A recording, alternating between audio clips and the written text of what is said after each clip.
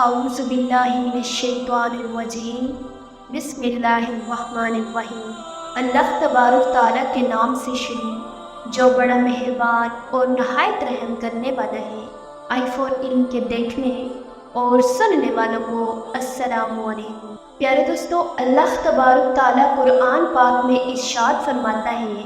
اور جو کچھ بھی اس زمین پر ہے وہ فنا ہونے والا ہے، اور تیرے رب ذوالجلال کی ذات باقی رہنے والی ہے، جو صاحب جلال ہے اور اکرام کرنے والا ہے۔ پیارے دوستو، جب قرب قیامت پہلی بار سور پھونکا جائے گا تو یہ دنیا تباہ و برباد ہونا شروع ہو جائے گی۔ دنیا کی اس تباہی سے پہلے بہت ساری ایسی نشانیاں ہوں گی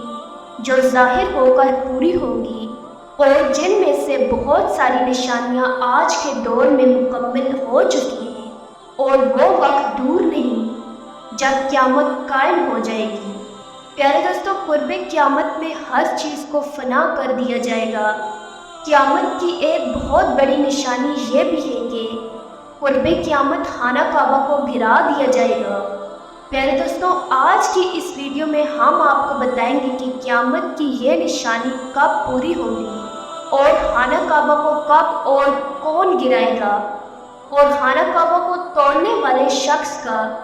حلیہ اور شکل و صورت کیسی ہوگی، اور خانہ کعبہ کو توڑنے والے شخص کے بارے میں ہمارے آخری نبی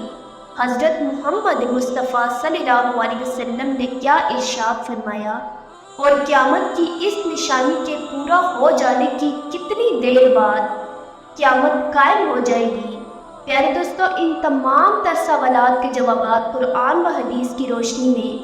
آج کی اس ویڈیو میں ہم آپ کو بتائیں گے، لہٰذا آپ سے گزارش ہے کہ ہماری اس ویڈیو کو اینڈ تک ضرور دیکھیے گا۔ پیارے دوستو، خانہ کعبہ اللہ تبارک تعالیٰ کا وہ مبارک گھر ہے کہ جس کی بنیاد اللہ تبارک تعالیٰ نے اس وقت رکھی جب اللہ تبارک تعالیٰ نے اس روئے زمین پر نسل انسانی کی بنیاد رکھی، اور حضرت آدم علیہ السلام کو اس زمین پر نازل فرمایا۔ پیارے دوستو، حضرت آدم علیہ السلام نے سب سے پہلے خانہ کعبہ کو اپنے مبارک ہاتھوں سے تعمیر کیا، اور اس تعمیر کے اندر حضرت جبرائیل علیہ السلام بھی شامل تھے۔ پیارے دوستو، بے شک اللہ تبارک تعالیٰ نے خانہ کعبہ کو بے شمار فضیلتوں سے نوازا ہے، اور خانہ کعبہ اللہ تبارک تعالیٰ کا وہ مقدس گھر ہے جہاں ہر وقت اللہ تبارک تعالیٰ کی تجلیات کا نزول ہوتا ہے، اور جہاں پر آنے والے بے شمار مسلمانوں کے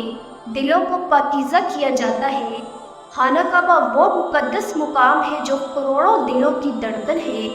اور دنیا کی ہر مخلوق اس کی طرف رخ کر کے اللہ تبارک تعالیٰ کی عبادت میں مشغول ہوتی ہے۔ پیارے دوستو، خانہ کعبہ جب تک قائم ہے تب تک یہ دنیا قائم ہے، اور جب خانہ کعبہ کو گرا دیا جائے گا تو یہ دنیا بھی فنا ہو جائے گی۔ پیارے دوستو، قرب قیامت میں ایک بدبخت حبشی ایسا ہوگا جو خانہ کعبہ کو اپنے مفاد کے لیے گرا دے گا، اور اس کا مقصد صرف اور صرف خانہ کعبہ کی دولت کو حاصل کرنا ہوگا۔ خانہ کعبہ کو گرانے والا شخص دو چھوٹی پنڈلیوں والا کالا حبشی ہوگا۔ پیارے دوستو، یہ شخص خانہ کعبہ کے ایک ایک پتھر کو گرا دے گا، اور اس کے غلاف کو اتار دے گا، اور خانہ کعبہ کے تمام خزانوں کو لوٹ لے گا، جیسا کہ اس واقعے کی طرف اشارہ کرتے ہوئے ہمارے آخری نبی حضرت محمد مصطفیٰ صلی اللہ علیہ وسلم نے ارشاد فرمایا کہ اہل حبشہ کو چھوڑے رہو کہ جب تک وہ تم کو چھوڑے ہوئے ہیں، کیونکہ کعبہ کے خزانوں کو سوائے اس حبشی کے کوئی نہیں نکالے گا۔ اسی طرح حضور پاک صلی اللہ علیہ وسلم نے ارشاد فرمایا کہ قرب قیامت میں چھوٹی پنڈلیوں والا ایک حبشی خانہ کعبہ کو گرا دے گا، جیسا کہ بخاری شریف کے یہ الفاظ ہیں کہ حضور پاک صلی اللہ علیہ وسلم نے ارشاد فرمایا کہ میں اس کو دیکھ رہا ہوں کہ وہ کالا ہے اور چوڑی ٹانگوں والا ہے، اور کعبہ کے پتھر کو اکھاڑ اکھاڑ کر پھینک رہا ہے۔ حضور پاک صلی اللہ علیہ وسلم نے اس حبشی کے حلیوں کو بیان کرتے ہوئے ارشاد فرمایا کہ اس حبشی کے سر پر بال نہیں ہوں گے، اور اس کے جوڑوں میں ٹیڑھا پن ہوگا، ایسا معلوم ہوگا کہ اس کے جوڑے اپنی جگہ سے ہٹے ہوئے ہیں۔ مزید حضور پاک صلی اللہ علیہ وسلم نے ارشاد فرمایا کہ یہ شخص خانہ کعبہ کو لوہے کے ایک آلے سے شدید کرے گا۔ پیارے دوستوں، بات کرتے ہیں کہ خانہ کعبہ کو آخر کب گرایا جائے گا اور ایسی نوبت کب آئے گی کہ جب یہ شخص خانہ کعبہ پر حملہ کرے گا اور خانہ کعبہ کو گرانے میں کامیاب ہو جائے گا۔ تو اس کے متعلق روایات میں آتا ہے کہ حضور پاک صلی اللہ علیہ وسلم نے ارشاد فرمایا کہ جب لوگ خانہ کعبہ کی حرمت کو بھول چکے ہوں گے اور خانہ کعبہ کو عزت و احترام سے نہ دیکھا جائے گا،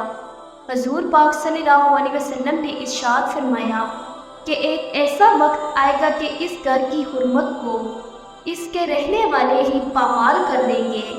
حضرت ابو ہریرہ رضی اللہ تعالیٰ عنہ سے روایت ہے کہ حضور پاک صلی اللہ علیہ وسلم نے ارشاد فرمایا کہ قرب قیامت میں حضرت امام مہدی علیہ السلام کی مقام ابراہیم اور حجر اسود کے درمیان بیعت کی جائے گی اور اس گھر کی حرمت کو اس کے رہنے والے ہی برباد کر دیں گے، اور جب ایسا ہوگا تو عربوں کی خلافت کے بارے میں پوچھا جائے گا۔ اس کے بعد حبشہ سے ایک لشکر نکلے گا جو خانہ کعبہ کو تباہ و برباد کر دے گا۔ اس تباہی کے بعد اللہ تبارک تعالیٰ کا یہ گھر پھر کبھی آباد نہ ہوگا اور یہی لوگ خانہ کعبہ کے خزانے کو لوٹ لیں گے۔ پیارے دوستوں، اس طرح جب خانہ کعبہ کو گرا دیا جائے گا اور اس کے تمام خزانوں کو لوٹ لیا جائے گا اور جب لوگوں کے درمیان خانہ کعبہ کی حرمت ختم ہو چکی ہوگی تو اس کے فوراً بعد قیامت قائم ہو جائے گی۔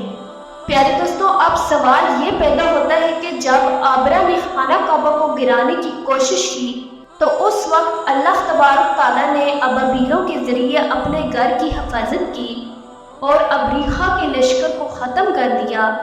لیکن قرب قیامت میں اللہ تبارک تعالیٰ اپنے گھر کی حفاظت کیوں نہ کرے گا اور کعبہ کو گرانے والا شخص قرب قیامت میں کعبہ کو گرانے میں کس طرح کامیاب ہو جائے گا؟ تو اس کے بارے میں روایات میں آتا ہے کہ جب ابرہ نے مکہ مکرمہ پر حملہ کرنے کی کوشش کی تو اس وقت مکہ میں رہنے والے کافر تھے، لیکن وہ کعبہ کی حرمت اور عزت کیا کرتے تھے اور انہوں نے خانہ کعبہ کی حرمت کو کبھی بھی پامال نہ کیا۔ اسی وجہ سے جب خانہ کعبہ میں رہنے والے لوگوں نے خانہ کعبہ کو حرمت دی تو اللہ تبارک تعالیٰ نے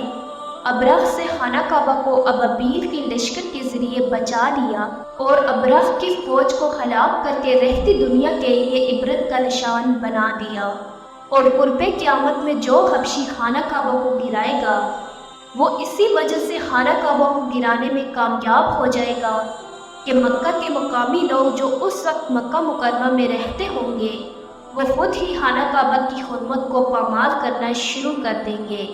اور ان کی نظروں میں خانہ کعبہ کی کوئی عزت باقی نہ رہے گی اور نہ ہی اس دور میں خانہ کعبہ کی تعظیم کا کوئی خیال کرے گا۔ اس طرح جب لوگ خانہ کعبہ کی تعظیم کرنا چھوڑ دیں گے تو اللہ تبارک تعالیٰ بھی اپنا دست قدرت مکہ کی سرزمین سے پیچھے ہٹا لے گا۔ پھر اس کے بعد اس پاک سرزمین میں زلزلے اور آفات آنا شروع ہو جائیں گی۔ پیارے دوستوں، خانہ کعبہ کو گرانے والا یہ حبشی اور اس کے ساتھ جو لوگ بھی شریک ہوں گے، اللہ تبارک تعالیٰ دنیا اور آخرت میں ان سب کو تباہ و برباد کرے گا اور ذلیل و رسوا کر دے گا۔ اللہ تبارک تعالیٰ سے دعا ہے کہ اللہ تبارک تعالیٰ ہمیں ان تمام برائیوں سے بچائے جن برائیوں کی وجہ سے پہلی قومیں ہلاک ہوئی۔ معزز ویورز، امید ہے کہ آپ کو ہماری آج کی ویڈیو پسند آئی ہوگی۔ اگر آپ کو ہماری آج کی ویڈیو پسند آئی تو ہمارے یوٹیوب چینل کو سبسکرائب کریں اور بیل آئیکن کو پریس کرنا نہ بھولیے گا تاکہ ہماری ہر نئی آنے والی ویڈیو آپ تک بآسانی پہنچ سکے۔ شکریہ۔